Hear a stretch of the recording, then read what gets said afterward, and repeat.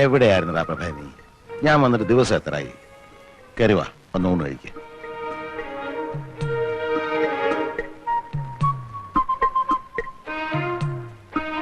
പ്രഭേ, ഞാൻ പറഞ്ഞില്ല അച്ഛാ, തോറ്റതിന്റെ ചമ്മല് മാറിയിട്ടില്ല.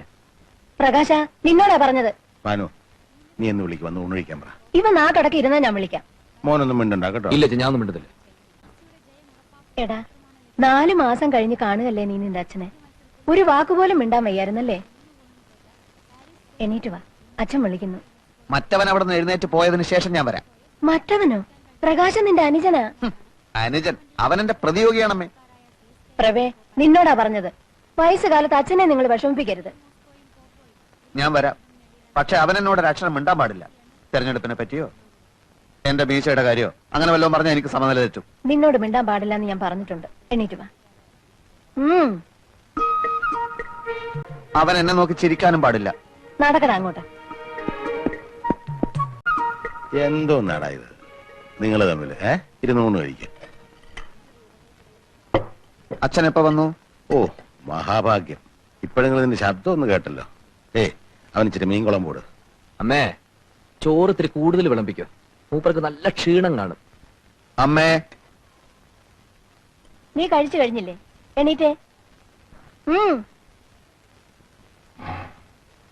മോനെ, ഒരു തേർതലാകുമ്പോ എന്താന്ന് പറയാ, ഒരു തെരഞ്ഞെടുപ്പ് ആകുമ്പോ ഒരു പാർട്ടി ജയിക്കും, ഒരു പാർട്ടി തോക്കും. എന്നാൽ ഇങ്ങനെ ഉണ്ടാവും ഒരു തോൽവി. എനിക്ക് ചോറ് വേണ്ട. അവിടെ ഇരിക്കടാ. ഇരിക്കും മോനെ. പ്രകാശ. ഇല്ലച്ചാ, ഞാനൊന്നും മിണ്ടുന്നില്ലേ. ആരും അത്ര നകളിക്കൊന്നും വേണ്ട. IMF-കാർ നമ്മളെയൊക്കെ ഇപ്പൊ അറസ്റ്റ് ചെയ്യാൻ വരും. എന്തിന്? ഇന്റർനാഷണൽ മോണിറ്ററി ഫണ്ട് നമ്മുടെയൊക്കെ തലയെണ്ണി കടം വാങ്ങിച്ചിരിക്കല്ലേ അച്ഛാ. അച്ഛാ, ഇവിടെ ആരെയും അറസ്റ്റ് ചെയ്യാനൊന്നും പോകുന്നില്ല. IMF-കാർക്ക് ഞങ്ങൾ കൃത്യമായിട്ട് പലിശ കൊടുക്കുന്നുണ്ടല്ലോ. അതിന് ടൺ കണക്കിന് സ്വർണം വിദേശത്ത് കൊണ്ടുപോയി പണയം വെച്ചില്ലേ? അതില് ഭരണഘടനാ വിരുദ്ധമായിട്ട് ഒന്നുമില്ലല്ലോ. ഇത്ര സ്വർണം വിദേശത്ത് നിക്ഷേപിക്കാമെന്ന് വ്യവസ്ഥയുണ്ട്.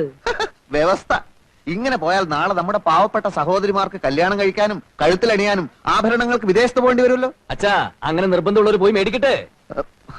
പിന്നെ രൂപയുടെ മൂല്യം കുറച്ചത് കാരണം ഇവിടെ സാധാരണക്കാരായ ജനങ്ങൾ പൊറുതിമുട്ടിയിരിക്കുകയാണ്. അതറിയോ അച്ഛന്? ഞാൻ കേട്ടു. അച്ഛാ, മൂല്യം കുറച്ചത് നല്ലതിന്.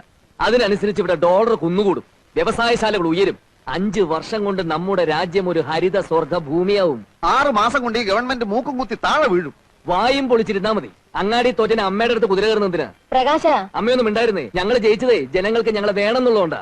പിന്നെ വലിയ ആനക്കാര്യങ്ങളാണല്ലോ നിങ്ങൾ ചെയ്തു കൂട്ടിയത്. നിക്കാരഗ്വയിലെ ഒട്ടേകയെ പുറത്താക്കി കുത്തക മുതലാളിമാരായ അമേരിക്ക ഒരു പാവ ഗവൺമെന്റിനെ സൃഷ്ടിച്ചു. റുമേനിയയിലും മറ്റൊന്നല്ല സംഭവിച്ചത്. ജർമ്മനിയെ നിങ്ങൾ തകർത്തു. പക്ഷെ വിയറ്റ്നാമിലെയും കംബോഡിയയിലെയും വടക്കൻ കൊറിയയിലെയും ജനങ്ങൾ ഞങ്ങളുടെ ആവേശമാണെന്ന് നീ മനസ്സിലാക്കി. ഇവിടുത്തെ കാര്യം പറയുമ്പോ എന്തിനാ അന്താരാഷ്ട്രത്തിലേക്ക് ഓടുന്നത്? മനുഷ്യന്റെ കഥ എല്ലായിടത്തും ഒന്നാണടാ. ഇന്റർനാഷണൽ പൊളിറ്റിക്സിനെ പറ്റി ഒന്നും അറിയില്ലെങ്കിൽ ചിലക്കാതെ ഒരിടത്തിരുന്നോ? അറിയില്ലെന്നോ? ചോദിക്ക്, ഞാൻ പറയാം. ഹംഗറിയിൽ എന്ത് സംഭവിച്ചു? മൂരാച്ചി എന്ന് മുദ്ര കുത്തപ്പെട്ട് 40 കൊല്ലം കുറ്റവാളിയായി ശവപ്പെട്ടി കിടന്ന നേതാവിനെ സത്യം മനസ്സിലാക്കിയ ജനങ്ങൾ പുറത്തെടുത്തുകൊണ്ട് ആദരിച്ചില്ലേ മനുഷ്യ? ഇനിയും ചോദിക്ക്, പറയാം. പോളണ്ടിൽ എന്ത് സംഭവിച്ചു? പോളണ്ടിനെ പറ്റി നീ ഒരു അക്ഷരം മിണ്ടരുത്, എനിക്കത് ഇഷ്ടമല്ല. സോളിഡാരിറ്റിയും ലാവലേസും കൂടി കുതിച്ചു കയറി അടിയറവ് പറയിപ്പിച്ചില്ലേ? പോളണ്ടിനെ പറ്റി ഇനി നീ മിണ്ടിപ്പോയി ഞാൻ സഹിക്കില്ല. പോളണ്ട് എന്താ ഇയാളുടെ തറവാട് സ്വത്തോ? പോളണ്ട് എന്ന് ഉച്ചരിച്ചാലുണ്ടല്ലോ. ഉച്ചരിച്ച് നോക്കാം. നീ പോ. വേണ്ട, ശരിയാവില്ല. ഇപ്പൊ കണ്ടില്ലേ പാനുവേ, ഇപ്പൊ എനിക്കെല്ലാം മനസ്സിലായി. പ്രഭാകരനെയും പ്രകാശനെയും കുറിച്ച് നീ ഓരോന്ന് പറയാനുള്ള കാരണം എനിക്ക് പിടികിട്ടി. എന്താ? അവര് പറയുന്നൊന്നും മനസ്സിലാക്കാനുള്ള അറിവ് നിനക്കില്ല. അത് തന്നെ എനിക്കും അതില്ലെന്ന് കൂട്ടിക്കോ.